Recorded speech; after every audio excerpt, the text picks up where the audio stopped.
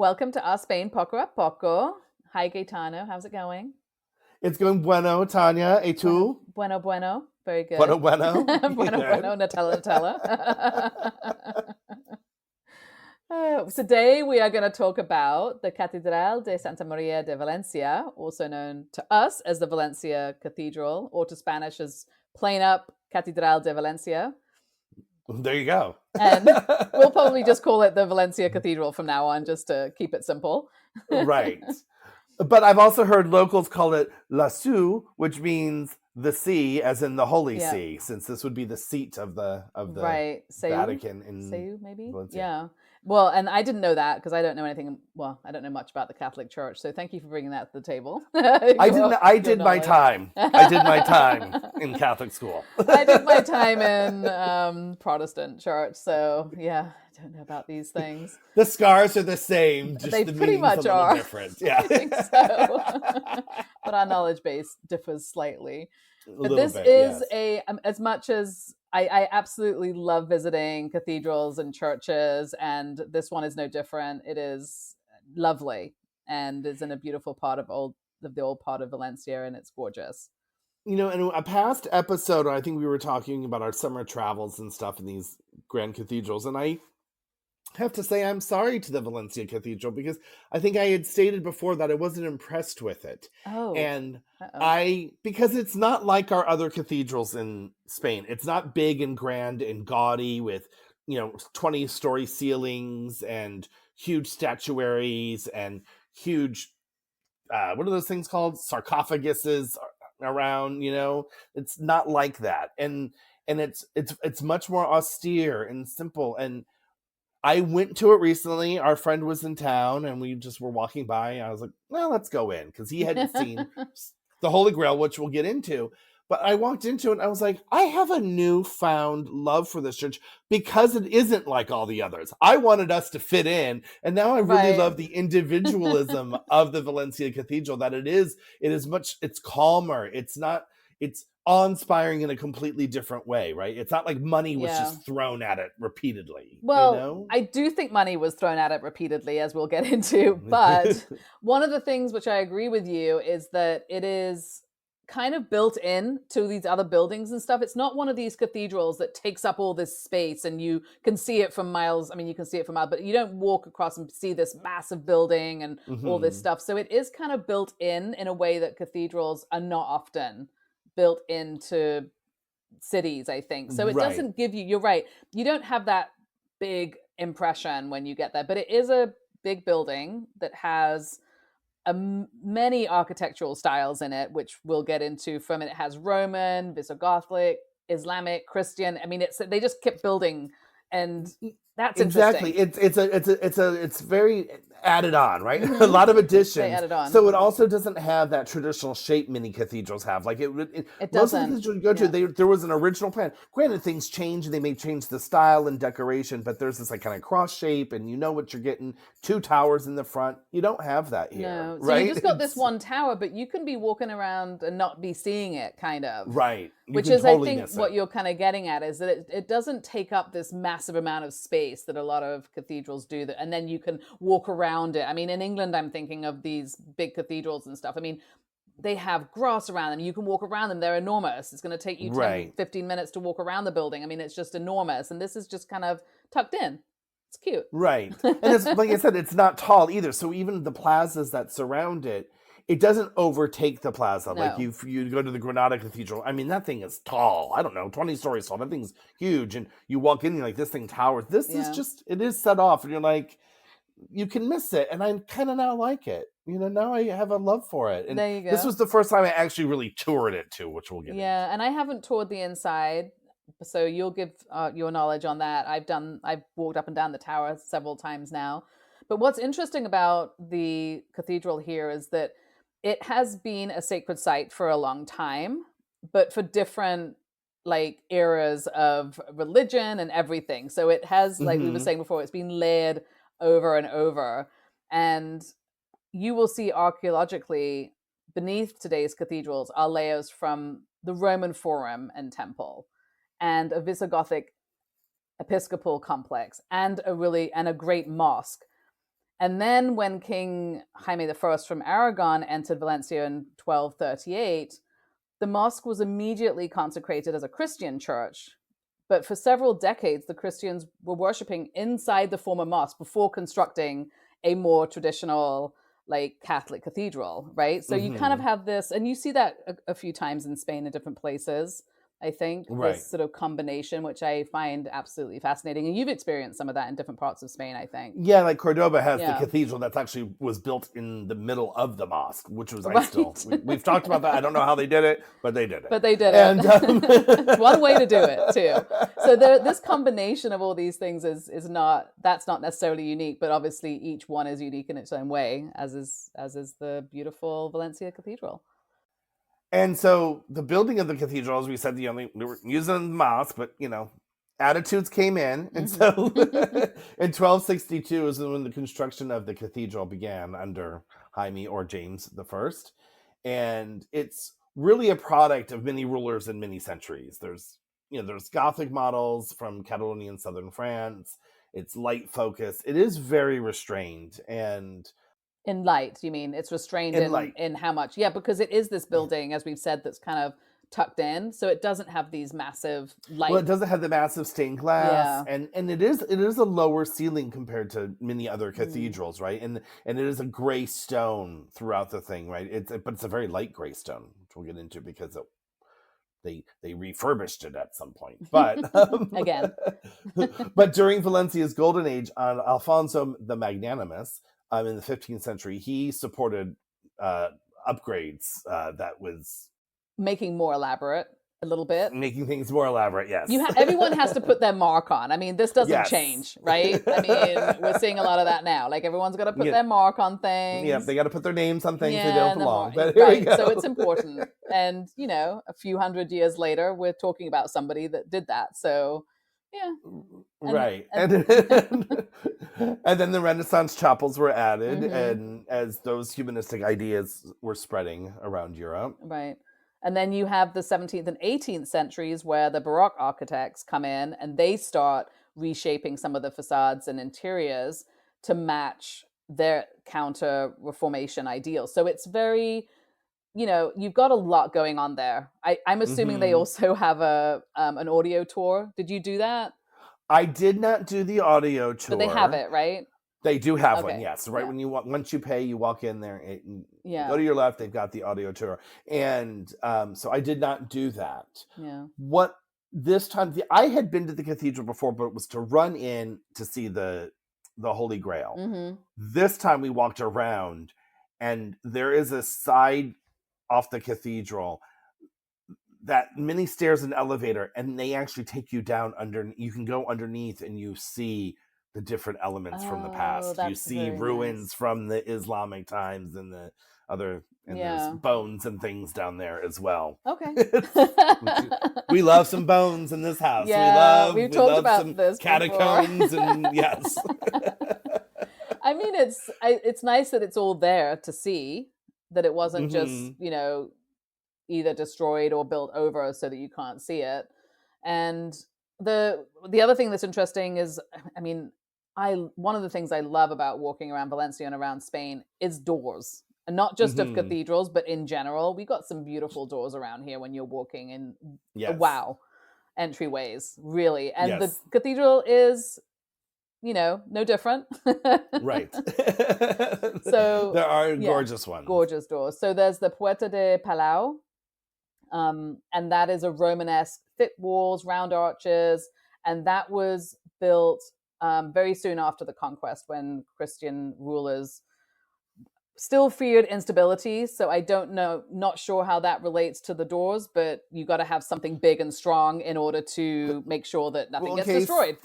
Right, in case the Islamics, the Islamic world or rulers came back, they're going to have a hard time tearing down those doors and the arches around them. Yes, exactly. And then there's the Puerta de los Apostles, which is on the Plaza de la Virgen side, which is not the doors you enter through, but the doors that face the other plaza. Yeah. And what's interesting about that, this is where the Tribunal de las Aguas meets every Thursday at noon. Mm-hmm. And this has been going on for, I think, 1,000 years. And this began during Islamic Valencia, when water law was vital to survival. And still probably is, but they still meet every Thursday, which I love, and they have a proper meeting, and any laws or rules all run through that meeting, and they do it on the door outside the doors there, so you can go, observe. You can watch them fight over water rights. Exactly. Yes. I think that's really cool that they're still doing that, which is amazing. That is cool. So you mentioned how you can see like some of the Roman ruins and things, or they're still part of the cathedral when you go downstairs. And it sounds like they also maybe reuse some of those stones in various parts. That would probably require an audio tour to really understand that. But we talked a little before about how I felt like the cathedral's kind of nestled in the center of Valencia, which I kind of like about it. And part of this is because it is still part of the irregular kind of street patterns that are typical of Islamic Medinas. So you do have this kind of you do have these big plazas on either side of it, but between that are all these beautiful little streets that you can go through. Very windy little narrow streets. And that's romantically narrow. Yeah. Yes. So you don't kind of walk around the church in a traditional way. You kind of curl your way around to get to the other plaza. Like you might even need a map to figure out how to get to the other side of the church. It's a very narrow passage between the two plazas. Yeah, it's cute. From La Reina to La Virgin. So, and the other thing we were talking about how the church doesn't match like the traditional grids. It's because it was built from an original mosque. So they were adding on to that. And it's when... Well, the next topic is we'll talk about this Holy Grail, which we've mentioned a couple times, so we should probably talk about it. The chapel that it's in, like a lot of cathedrals you go to, the chapels are like around and off to the side. At this cathedral, it's like a separate church. Like it's like you go way off to the side into it, right? It's like it feels like it's a separate building that's connected. Oh, interesting. Versus being part of the structure. I wonder if it was. Like it was intentional. It has to have been added on. Yeah, it was added on instead of putting it in the middle of the other one, like you said. Yes. So you've seen the Holy Grail. I love that it's there. Well, one of them is there, or whatever that is, and you've actually seen it. So describe. I have seen it. So it is. I will say the chapel it's in is very beautiful, and in its austerity. And there's some like frescoes on the wall where they had, where you could tell they had been peeling back layers that had been added on and showing you what was there before. But it is high up on this wall. You can't get that close to it. That's probably a good thing.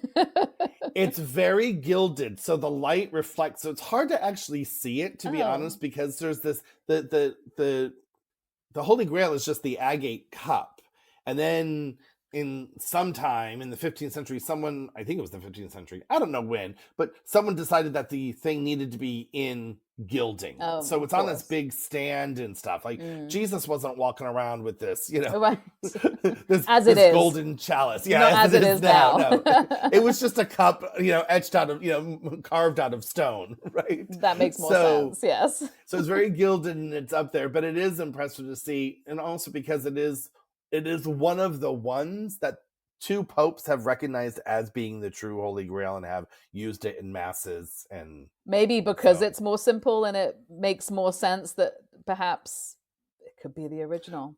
Yeah. Well, yeah. I mean, if you took the stand it's off, it could look simple.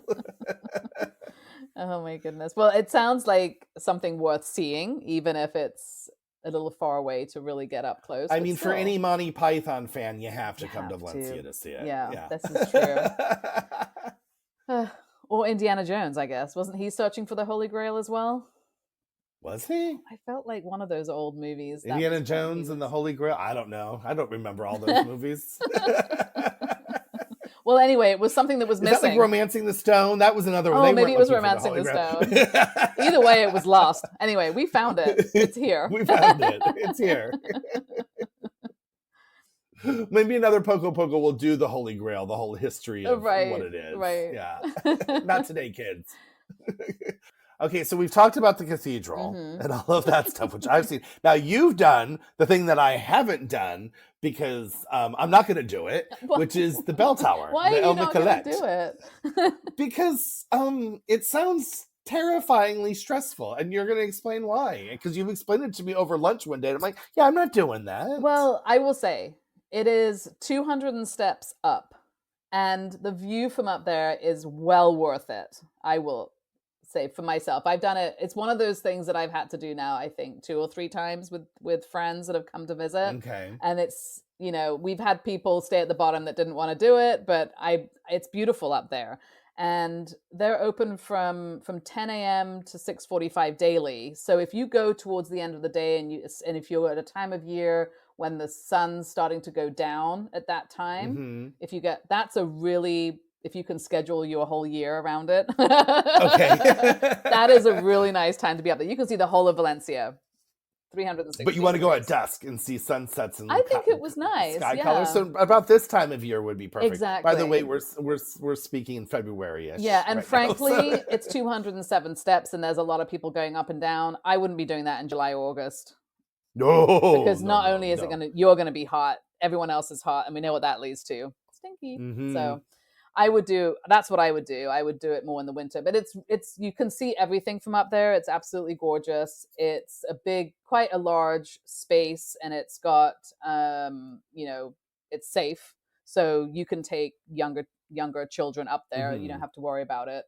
And they have little traffic lights going on up there, so they try to limit how many people are on the stairs, because it is just a windy stairs going up and up and up and up, and then when you think you're halfway there, Yeah, but I think it's more. I mean, what I won't do is, because I hear they're kind of claustrophobic. That's why they have a traffic light, right? Like, people can't be No, passing each other. you can pass right? each other. I think the reason why they have the traffic light is because you can't continuously have people passing each other. They have these little windows around and about as you go up, like, that are just holes in the wall.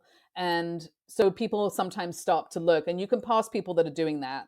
But if you had people also coming in the other direction, it would start to get very jammed. So what they're trying to do is just not make it jammed. You could theoretically have people going up and people going down, but that wouldn't really be that pleasant, because also the steps, because it's a spiral, they're thinner on one side and thicker on the other. Right. So really everybody wants to be on the thicker side, on the wider side. So Right. the traffic lights are managing the amount of people coming up The and down, flow, and so there's so not that it's injuries. just so that it's a more pleasant experience, because it is quite a long way. So they're just trying to make it a more pleasant experience, and I will say it works.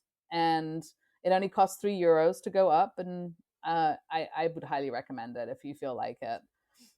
Beautiful. Now, since you bring up that is a travel tip of the cathedral is the tower does not get you into the cathedral, No. and the cathedral does not get you Which into is the tower. why I've done the tower several times, but never been into the cathedral.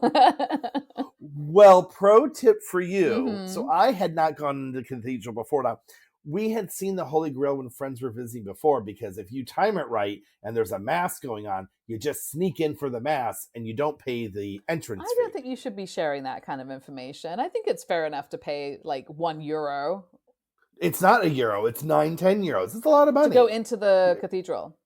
Yeah, to go into Oh, the wow. cathedral. But what I found out this time, because my friend who was visiting this time said, I want to go see the Holy Grail. I'm like, well, for €10, I'm not going in. Well, this time I read the sign, and Valencia residents get in for €1. So I was like, well, I'll get in for €1. But you're still paying the 9, because I'm not. Well, because we have to go multiple times with all our tourist friends, so it makes sense that we get in for cheaper. I like that. And that is in a lot of places. To a lot of these churches and things Yeah. will have a Valencia resident. So people who are living here, remember to use your Valencia resident card, because you are a resident. And as You do anyone get that the benefit. knows, my favorite place, the zoo, also a very good deal if you're a resident here, because you get, for the same price for one day, you get the whole year, and you can go back as many times as you want. Right. Probably one of the best resident ones that I've found, but yeah, you should definitely look. And also, again, even if you're going with friends and stuff, there's no reason not to get it for a little bit less. Exactly. I'm a fan. And also you can go and, for the mass, because I've also heard, I haven't gone yet, but I have friends that have told me that there is a Saturday Mass with a children's choir that'd be that lovely. is well worth going to see, because they said it's just beautiful to hear the children sing. So Oh, I I was love thinking about that. taking my kids to that. So, you can go to the Mass and get your Holy Grail sighting in as well. I would probably do that. I'm going up to Barcelona to see a friend's daughter sing in the choir in one of the cathedrals there. So nice. I'm a fan of that. Makes it more fun. Yeah. I'm not a fan of actually going to mass, but like a Christmas carol service or something like that, I think is kind of fun. It's funny. My children and I had brought that up. We're not a religious family, but my daughters, because of that, don't know much about religion, because I didn't put them through the Catholic school experience. But I was like, you know what, kids, we do need to go to a Mass, but I need to take them to a high theater Mass with the robes and the hats and the incense and the all of that, because they need to see the theater of it all, also to understand how the world works. Yeah, I mean, that is kind of the problem of being brought up with a lot of religion and then not being in it, is that you feel like, okay, I have a lot of knowledge base, which I love, but I don't want to put my daughter through that just to get the knowledge base. But then how do you get the knowledge base? Right. It's a little bit of an issue. Yes, I think it's good to know about these things. It is good, because that's why the world is the way it is because of all these different things. Absolutely. Right? Yeah, no, for sure. And I think that's everything we know about the Valencia Cathedral. Do you have anything else? For now, that's what I've got. That's what we got. That's what we got. Okay. Until the next time. Until next time. Bye. Ciao. Thank you for listening to Our Spain Poco a Poco. Since you love us so much, please do go on to our social media and follow us and like us and subscribe where you're listening, because it really does help us to grow and stick around and do what we are very much enjoying doing. And, give us a shout out on the social medias. Give us a comment on what you would like to hear us talk about. I mean, we like to hear ourselves speak, but we do want to make this, informative for our listeners. Absolutely, yeah. You can comment on one of our posts, or you can send us a message through our Spain Facebook page or Instagram. So we would love to hear from you. Yes, we would. Till the next episode. Bye.